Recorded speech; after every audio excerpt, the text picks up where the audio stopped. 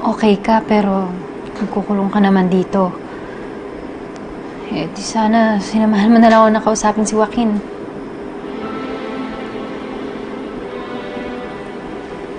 Nakita kayo ni Joaquin? Oo. Tinanong ko siya tungkol kay Bradley. O, tapos, anong sabi ni Joaquin? Kamusta si Bradley?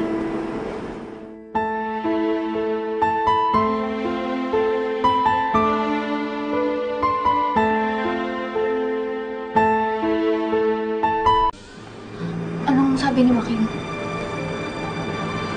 Kailangan na malaman ni Diana agad to. Hindi mo na kailangan malaman doon, Diana. Ano naman yung kapatid ko? Ang gusto ni Bradley, siya na mismo magsabi kay Diana ng totoo. Kaya please, Ashley, nakikiusap ako.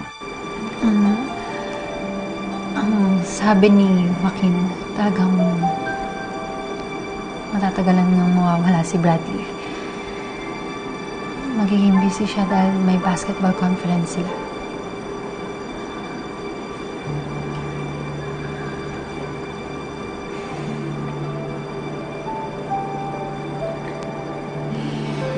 Wala na nga talagang pakialam sa akin si Bradley, no?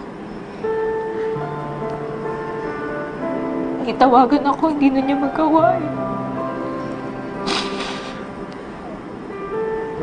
Hindi na nga yata ako mahal ni Bradley.